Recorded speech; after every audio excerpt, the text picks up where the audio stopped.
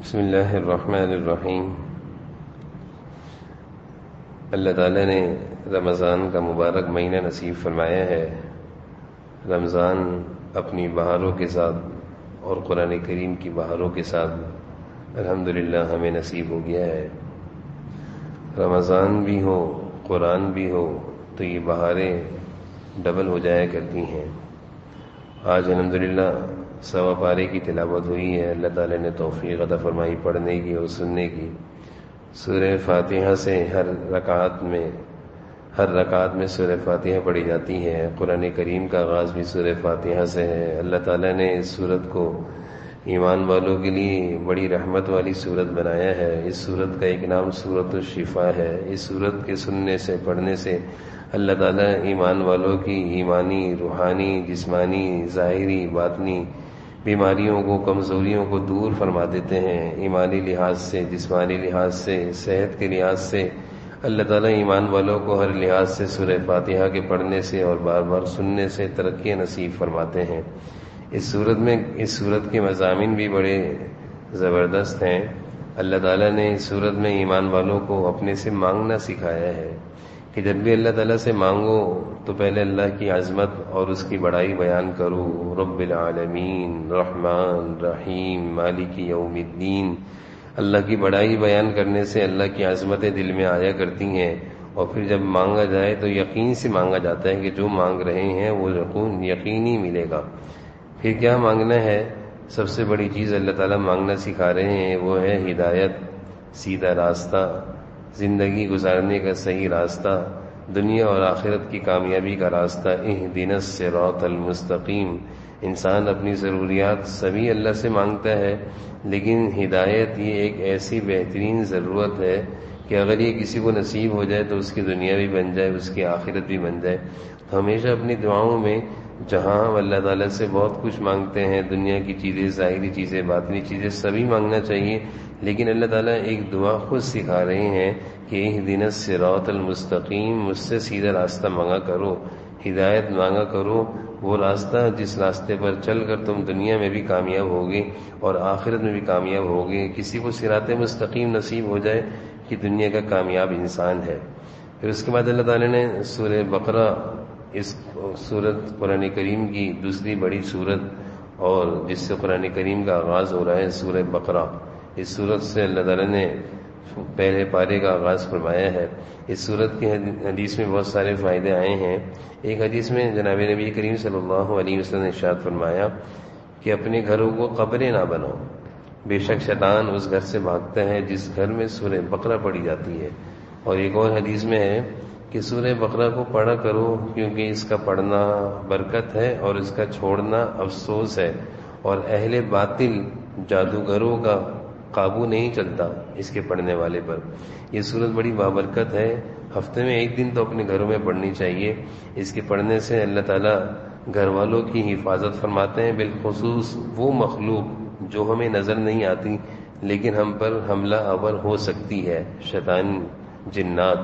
اس مخلوق سے حفاظت کے لیے ہمارے پاس اگر کوئی آلات ہیں تو وہ یہ قرآن کریم کی تلاوت اور قرآن کریم کی صورتیں ہیں۔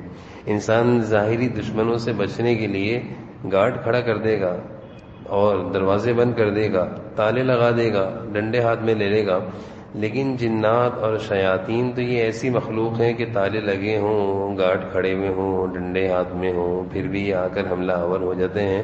تو ان کے حملوں سے بچنے کے لیے، ان کے اثرات سے محفوظ رہنے کے لیے اللہ تعالیٰ نے اپنا کلام پاک دے دیا۔ اتنی پیاری پیاری صورتیں دی ہیں۔ جو قرآن کریم کی صورتوں کی تلاوت کرے گا، جس گھر میں سورہ بقرہ پڑھی جائے گی، جس گھر میں آیت الکرسی پڑھی جائے گی، جس گھر کے افراد صبح شام سورہ فلق، سورہ ناس پڑھیں گے، اس گھر کے افراد محفوظ رہیں گے شیطانی حملوں سے، جنات کے اثرات سے۔ تو اللہ تعالیٰ نے ہر چیز سے حفاظت کا ذریعہ اور ہتھیار عطا فرمایا ہے۔ دشمنوں سے حفاظت کے لیے ہم ظاہری اسباب اختیار کرتے ہیں، اور جنات اور شیاطین سے حفاظت کے لیے اللہ تعالیٰ نے ہمیں قرآن کریم کی پیاری پیاری صورتیں دی ہیں، اس لیے ان صورتوں کی تلاوت کرنی چاہیے۔ اس صورت کا نام سورہ بقرہ کیوں رکھا گیا ہے؟ کیونکہ اس صورت میں گائے، بقرہ کہتے ہیں گائے کو، گائے والوں کا واقعہ بیان کیا گیا ہے کہ بنی اسرائیل میں ایک شخص تھا، بڑا مالدار تھا، اور اس کی ایک ہی بیٹی تھی۔ اس کے بھتیجے کو یہ تمنا ہوئی کہ اس کی بیٹی سے میں شادی کر لوں گا تو اس کی ساری جائیداد مجھے مل جائے گی۔ وہ شخص اپنی بیٹی سے اس کی شادی نہیں کرتا تھا۔ اس شخص نے، اس کے بھتیجے نے اس کو قتل کر دیا اور قتل بھی اسی لالچ میں کیا کہ میں بعد میں اس کی بیٹی سے شادی کر لوں گا۔ مال حضور صلی اللہ علیہ وسلم نے حب جاں، حب مال، حب دنیا سے پناہ مانگی ہے۔ مال برا نہیں ہے، لیکن جب اس مال کی محبت دل میں آ جاتی ہے نا، تو یہ سگے رشتے بھی انسان کو رشتے نظر نہیں آتے۔ انسان مال کی محبت میں سگوں کو بھی نقصان پہنچا دیتا ہے۔ اس لیے ہمارے بزرگان دین کہتے ہیں بھائی کچھ چیزیں ایسی ہیں جن کو چھپایا جاتا ہے، ان میں سے ایک ہے زر زمین۔ یہ ہم نے کئی دفعہ اپنے والد صاحب سے بھی سنا، وہ فرماتے ہیں بیٹا 3 چیزیں ایسی ہیں ہمیشہ ان کو چھپا کر رکھنی چاہیے، ظاہر نہیں کرو نہیں تو تمہارے دشمن بن جائیں گے۔ زر زمین، عورت یعنی اپنی بیوی کو، زر زمین یعنی مال کو، اور اپنی جائیداد کو، اپنی زمینوں کو چھپا کے رکھو۔ جو لوگ ظاہر کرتے ہیں پھر ان کے دشمن بھی بہت سارے بن جایا کرتے ہیں۔ تو مال سے حضور صلی اللہ علیہ وسلم نے پناہ مانگی، مال کی محبت سے۔ مال ہو اچھی بات ہے، لیکن اس کی محبت دل میں ہو تو یہ نقصان بن جاتا ہے۔ دیکھیں یہ شخص ہے، اس نوجوان نے اپنے چچا کو قتل کر دیا، کس لیے؟ مال کی محبت میں۔ باہر قتل کرنے کے بعد مظلوم بھی بن گیا اور نہ دوسرے لوگوں پر قتل کا دعویٰ کر دیا کہ انہوں نے دوسرے قبیلے کے لوگوں نے میرے چچا کو قتل کیا ہے۔ حضرت موسیٰ علیہ السلام تک یہ بات پہنچی تو حضرت موسیٰ علیہ السلام نے تحقیق کی۔ اللہ تعالیٰ نے تحقیق کا طریقہ یہ سکھایا کہ ایک گائے ذبح کرو، اس گائے کا گوشت جو مقتول ہے، جس کو قتل کیا گیا ہے، اس کے جسم پر لگاؤ، وہ مقتول زندہ ہو جائے گا، اور زندہ ہونے کے بعد قاتل کا نام بتا دے گا۔ حضرت موسیٰ علیہ السلام نے بنی اسرائیلیوں کو گائے ذبح کرنے کا کہا۔ بنی اسرائیلی یہودی شروع سے ایسی قوم ہے کہ یہ انبیاء علیہ السلام کی بات کو جلدی سے نہیں مانتے۔ سوال و جواب کرنا، بیکار قسم کی باتیں کرنا، پوچھنا یہ کیوں، ایسے کیوں کہا، گائے کیسی ہو، کس رنگ کی ہو، موٹی ہو، پتلی ہو، یہ سارے سوالات کرتے رہے اور اپنے لیے گائے کو ذبح کرنا مشکل کرتے رہے۔ بہرحال گائے ذبح کی اور اس گائے کا گوشت اس مقتول کے جسم پر لگایا، وہ زندہ ہوا، اور اس نے زندہ ہونے کے بعد قاتل یعنی اپنی بھتیجے کی نشاندہی کر دی کہ مجھے قتل کرنے والا یہی میرا بھتیجا ہے جو مظلوم بن کر گھوم رہا ہے۔ بعض دفعہ انسان بڑی حرکت کرتا ہے، سب کچھ کرتا ہے اور بعد میں مظلوم بن جاتا ہے۔ تو اللہ تعالیٰ نے یہ اس صورت میں سورہ گائے والوں کا تذکرہ فرمایا ہے، اس لیے اس کا صورت کا نام سورہ بقرہ رکھا گیا ہے۔ اس صورت کے آغاز میں اللہ تعالیٰ نے 3 طرح کے لوگوں کا تذکرہ فرمایا ہے۔ کچھ وہ لوگ ہیں جو اللہ کے ماننے والے ہیں، فرما بردار ہیں، اللہ کے مخلصین ہیں، اللہ کے نیک بندے ہیں۔ ان کی خوبیاں کیا ہیں کہ وہ آخرت پر ایمان رکھتے ہیں، ان کو پتہ ہے مرنا ہے، دنیا چھوڑ جائے گی، سب چھوڑ جائے گا، اللہ کے پاس جانا ہے۔ پھر اللہ تعالیٰ دوسری خوبی ان کی بیان کر رہے ہیں، یقیمون الصلاۃ، نماز کے پابند ہوتے ہیں، اور پھر تیسری خوبی زکوٰۃ ادا کرتے ہیں، اور چوتھی خوبی ساری آسمانی کتابوں کی تعظیم کرتے ہیں، سب انبیاء علیہ السلام کی تعظیم کرتے ہیں۔ اسلام اتنا پیارا مذہب ہے جو سارے مذاہب کی تعظیم کا حکم دیتا ہے، سارے انبیاء علیہ السلام۔ کوئی مسلمان تورات کو برا نہیں کہہ سکتا، کوئی مسلمان حضرت موسیٰ علیہ السلام یا حضرت عیسیٰ علیہ السلام کی شان میں گستاخی نہیں کر سکتا، لیکن دیگر مذاہب باطلہ کو دیکھو، یہود و نصارہ کو دیکھو تو جناب نبی کریم صلی اللہ علیہ وسلم کی شان میں بھی گستاخی کرتے ہیں، قرآن کی شان میں بھی گستاخی کرتے ہیں۔ تو اسلام کی حقانیت کی دلیل ہے کہ وہ سارے مذاہب کی تعظیم کا حکم دیتا ہے۔ تو اللہ تعالیٰ ایمان والوں کی چوتھی خوبی بیان فرما رہے ہیں کہ ساری آسمانی کتابوں پر ایمان لاتے ہیں اور آخرت پر یقین رکھتے ہیں۔ پھر اس کے بعد اللہ تعالیٰ نے کچھ ایسے لوگوں کا تذکرہ فرمایا ہے جو بہروپی قسم کے لوگ ہوتے ہیں، مفاد پرست لوگ۔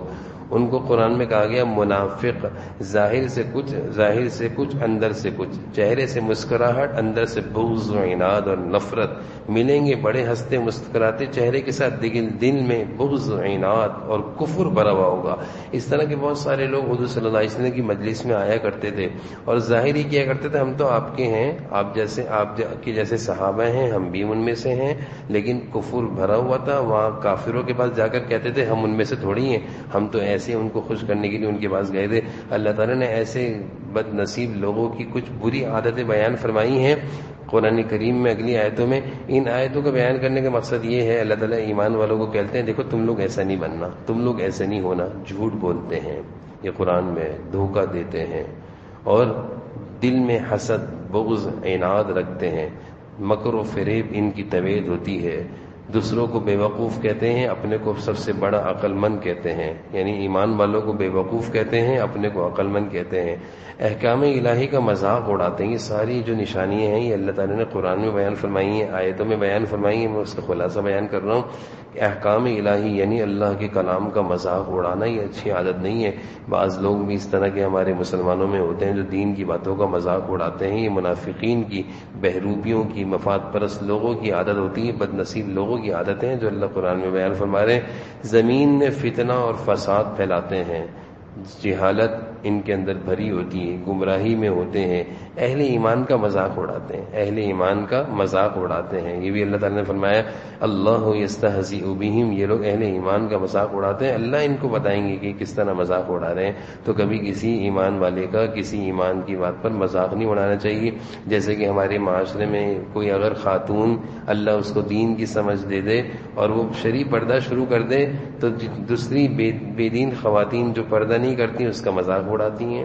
اسی طرح اللہ تعالیٰ کسی نوجوان کو توفیق دے دیں اور وہ داڑھی رکھ لیں اور اس کی شلوار ٹخنوں سے اونچی ہو جائے تو دوسرے نوجوان اس کا مذاق اڑاتے ہیں۔ اللہ تعالیٰ فرما رہے ہیں یہ ایمان والوں کا ایمان کی باتوں پر مذاق اڑانا یہ منافقین اور بد نصیب لوگوں کا شیوا اور عادت ہے، اس سے بچنا چاہیے۔ اس کے بعد اللہ تعالیٰ نے حضرت آدم علیہ السلام اور حضرت حوا علیہ السلام کا جو قصہ ہے تفصیل سے بیان فرمایا ہے کہ جو شیطان کے ساتھ ایک مکالمہ اور شیطان نے جو ان کے ساتھ ایک دھوکہ دے کر ان کے ساتھ ایک ایسا کام کرایا جس کی وجہ سے وہ جنت سے نکالے گئے اور زمین پر اتارے گئے، اس کا تذکرہ ہے۔ اس کے بعد حضرت آدم علیہ السلام کو جب اللہ تعالیٰ نے زمین پر بھیج دیا تو ان کو اپنی غلطی کا احساس ہوا اور انہوں نے اپنی غلطی پر اللہ تعالیٰ کے سامنے بہت عرصے تک روتے رہے، ندامت کا اظہار کرتے رہے۔ اللہ تعالیٰ نے ان آیتوں سے اولاد آدم کو یعنی ہم لوگوں کو یہ سبق دیا کہ تم جس کی اولاد ہو یعنی حضرت آدم، ان کے اندر تو یہ خوبی تھی کہ وہ غلطی کو تسلیم کرتے تھے اور اپنی غلطی پر ندامت کا اظہار کرتے، اتنا توبہ استغفار کرتے، اتنا روتے کہ اللہ تعالیٰ نے ان کی غلطی کو قبول فرمایا ہے۔ ربنا ظلمنا انفسنا وان لم تغفر لنا وترحمنا، تو حضرت آدم علیہ السلام کا تذکرہ ہے۔ اللہ تعالیٰ نے تو اس کے ساتھ ساتھ یہاں پہ یہ بات بھی ہمیں سمجھ لینی چاہیے کہ انسان ہے، زندگی میں غلطیاں ہو جاتی ہیں تو توبہ کر لینی چاہیے۔ توبہ کی 3 شرطیں ہیں، جو گناہ کیا اس سے دور ہو جائیں اور اس گناہ پر ندامت ہو کہ میں نے ایسا کیوں کیا اور آئندہ اس گناہ سے بالکل دور رہنے کا پکا عزم ہو۔ اس کے بعد اگلی آیتوں میں بنی اسرائیلیوں یعنی یہودیوں کا تذکرہ ہے۔ حضرت یعقوب علیہ السلام کے 12 بیٹے تھے، ان میں سے حضرت یوسف علیہ السلام بھی تھے اور ایک بیٹے کا نام یہودا تھا، یہودا۔ حضرت یعقوب علیہ السلام کا جو نام تھا وہ بنی اسرائیل تھا، تو بنی اسرائیل ہی بنی اسرائیلیوں یہودیوں میں چلا۔ یہودا جو حضرت یعقوب علیہ السلام کا ایک بیٹا تھا، انہی میں سے یہ یہودی قوم کی نسل چلی ہے۔ اور یہودی قوم سے متعلق اللہ تعالیٰ نے قرآن کریم میں بہت زیادہ تذکرہ فرمایا ہے۔ اگلی آیتوں میں اللہ تعالیٰ یہود قوم پر جو اللہ کے انعامات تھے اس کا تذکرہ فرما رہے ہیں اور پھر ان انعامات کے جواب میں ان کی طرف سے جو ناشکریاں تھیں اس کا تذکرہ ہے۔ اللہ تعالیٰ نے ان کو دینی دنیاوی بے شمار نعمتوں سے نوازا، ایمان کی نعمت، دنیاوی خوشحالی نعمت۔ فرعون بنی اسرائیلیوں پر ظلم کرتا تھا، ان کے بچوں کو قتل کرتا تھا، اللہ تعالیٰ نے فرعون کو غرق کر کے بنی اسرائیلیوں کو فرعون سے نجات دی۔ پتھر سے 12 چشمے جاری کر دیے۔ بنی اسرائیلیوں نے حضرت موسیٰ علیہ السلام سے کہا پیاس لگ رہی، پانی کا انتظام کریں۔ حضرت موسیٰ علیہ السلام نے اپنی لاٹھی پتھر پہ ماری، 12 چشمے نکل آئے۔ آسمان سے ان کے لیے کھانے پینے کی چیزیں اترتی رہیں۔ آسمان کو اللہ تعالیٰ نے ان کے لیے سایہ بنا دیا، یعنی چھتری بنا دیا، اور یہ دھوپ سے بچے رہے. یہ سارے اللہ کے انعامات بنی اسرائیلیوں پر ہوئے، لیکن اس کے باوجود انہوں نے کیا کیا کہ اللہ کا شکر نہ ادا کیا، بلکہ نعمتوں کی ناشکری کری. اور انبیاء علیہم السلام کو نعوذ باللہ قتل کرنے والی قوم بھی یہودی قوم ہے. انبیاء علیہ السلام کا مذاق اڑانے والے، انبیاء علیہ السلام کو ستانے والے، انبیاء علیہ السلام کی سب سے زیادہ گستاخی کرنے والے، اسی طرح کلام الہی یعنی تورات کو بدلنے والے، اپنی مرضی سے اس کے احکامات بیان کرنے والے، دلوں میں بغض اور عناد رکھنے والے، اور سب سے زیادہ جادو ٹونے ٹوٹکے کرنے والے یہودی ہیں. ان ساری برائیوں کا اللہ تعالیٰ نے تذکرہ فرمایا ہے کہ دیکھو یہ ایک ایسی قوم ہے کہ ایک طرف اللہ کے ان پر اتنے انعامات ہوئے، ان انعامات کے جواب میں تو انسان کو اللہ کی عبادت کرنی چاہیے، شکر ادا کرنا چاہیے، بجائے شکر کرنے کی وہ اللہ کی نافرمانی کرتے رہے، اللہ کو ناراض کرتے رہے. اس کے بعد سیقول کا پارہ ہے. سیقول کے پارے کے آغاز میں اللہ تعالیٰ نے تحویل قبلے کا تذکرہ فرمایا ہے. جناب نبی کریم صلی اللہ علیہ وسلم جب ہجرت کر کے مدینہ تشریف لائے تو 16 مہینے یا 17 مہینے تک آپ نے بیت المقدس کی طرف رخ کر کے نماز پڑھی. جب تک آپ مکہ میں تھے تو آپ اس طرح نماز پڑھتے تھے کہ بیت اللہ بھی اس رخ پر آ جاتا تھا اور بیت المقدس بھی اس رخ پر آ جاتا تھا، یعنی دونوں قبلے ایک وقت میں بن جاتے تھے. لیکن مدینہ کیونکہ دوسرے رخ پر تھا تو مدینہ میں اس طرح ممکن نہیں تھا. اس لیے آپ صلی اللہ علیہ وسلم شروع میں مدینہ میں تقریباً 16-17 مہینے آپ نے صرف بیت المقدس کی طرف رخ کر کے نماز پڑھی، بیت اللہ کی طرف رخ کر کے نماز، یعنی دونوں قبلوں کو ایک ساتھ جمع کرنا مدینہ میں ممکن نہیں تھا. لیکن آپ صلی اللہ علیہ وسلم کی خواہش تھی بیت اللہ کو قبلہ بنانے کی. اس خواہش کا اظہار آپ صلی اللہ علیہ وسلم نے اللہ تعالیٰ کے سامنے کبھی زبان سے نہیں کیا، صرف چہرہ آسمان کی طرف اٹھاتے تھے. اللہ تعالیٰ نے فرمایا ہم آپ کے اس چہرے کے اٹھانے کو سمجھ گئے ہیں کہ آپ کی یہ خواہش ہے کہ آپ بیت اللہ کو قبلہ بنانا چاہتے ہیں. ہم نے آپ کی اس خواہش کو پورا کر دیا اور آج کے بعد آپ بیت اللہ کی طرف رخ کر کے نماز پڑھیں گے. جب یہ اللہ کا حکم ہوا تو حضور صلی اللہ علیہ وسلم بیت المقدس سے ہٹ گئے اور بیت اللہ کی طرف رخ کر کے نماز پڑھنے لگے. یہودیوں نے اس چیز کو بہت زیادہ فتنہ بنایا اور لوگوں میں اس کو پھیلانا شروع کر دیا کہ یہ کون سا دین ہے، یہ کیسا مذہب ہے کہ کبھی بیت اللہ کبھی بیت المقدس، یہ تو کوئی مذہب ہی نہیں ہے. کیونکہ یہودیوں کی تکلیف یہ تھی کہ بیت المقدس کو وہ اپنا قبلہ کہتے تھے اور وہ بڑا خوش ہوتے تھے کہ مسلمانوں کا کوئی قبلہ نہیں بلکہ مسلمانوں کا وہ قبلہ ہے جو ہمارا قبلہ ہے. تو ان کو یہ تکلیف تھی کہ ان کا قبلہ ہم سے الگ کیوں کر دیا گیا. تو انہوں نے اس چیز کو فتنہ فساد بنایا اور لوگوں میں بحث و مباحث شروع کر دیے. اللہ تعالیٰ نے اگلی آیتوں میں جواب دیا کہ بھائی یہ کوئی اسلام نہیں، یہ کوئی اسلامی تعلیم نہیں، یہ کوئی مذہب نہیں، یہ کوئی نیکی نہیں کہ کسی چیز کو بحث و مباحثے کا ذریعہ بنا کر اس پر بحث کرنا شروع کر دو. نیکی تو اس چیز کا نام ہے کہ اللہ کے حکم کو دیکھو. اللہ کا حکم تھا بیت المقدس کی طرف کر کے نماز پڑھ رہے تھے، اب اللہ کا حکم ہے بیت اللہ کی طرف کر کے نماز پڑھو. تو اصل چیز اللہ کا حکم ہے، اللہ کی مرضی ہے، اللہ کی منشا ہے، اس کو دیکھو. یہودیوں کو اللہ تعالیٰ نے اگلی آیتوں میں تفصیل سے یہی بات سمجھائی کہ اپنی یہ نہ دیکھو کہ بیت اللہ کیا ہے یا بیت المقدس کیا ہے، بلکہ یہ دیکھو کہ اللہ کا حکم کیا ہے. اللہ کا حکم جو ہو اس کو پورا کرنا اصل عبادت اور اصل نیکی یہ ہے. تو اللہ تعالیٰ نے اگلی آیتوں میں یہ بھی سمجھایا کہ فضول بحث و مباحث سے بچنا چاہیے، اپنے کام میں لگنا چاہیے، عبادت اور اعمال کی کوشش کرنی چاہیے. بحث و مباحث سے انسان کے اوقات ضائع ہوتے ہیں، فائدہ کچھ نہیں ہوتا. اگلی آیتوں میں اللہ تعالیٰ ایمان والوں کو صبر کی تلقین کر رہے ہیں کہ جب کوئی مزاج کے خلاف کوئی واقعہ پیش آ جائے تو اس پر صبر کرنا چاہیے.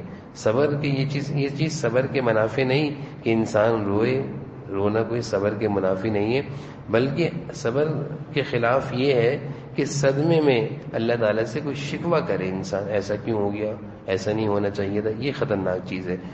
اگر کوئی غم اور ہو، تکلیف ہو، اس تکلیف میں آنسو بہا دینا یہ تو انسان کی فطرت میں داخل ہے، اس کی اجازت بھی ہے. لیکن نقصان دہ چیز کیا ہے، وہ یہ ہے کہ شکوے اور شکایت زبان پر کرنا، کپڑے پھاڑنا، اپنے آپ کو مارنا پیٹنا، یہ خطرے کی چیز ہے، یہ صبر کے منافی ہے، اس سے بچنا چاہیے. تو صبر کی تلقین ہوئی اور صبر کے فضائل بھی بیان ہوئے. اللہ تعالیٰ ہم سب کو سمجھنے کے عمل کی توفیق نصیب فرمائے. اللہ تعالیٰ ہم سب کو قرآن کریم کی محبت، قرآن کریم کی معانی اور اس کی ہدایت پر عمل کرنے کی توفیق نصیب فرمائے.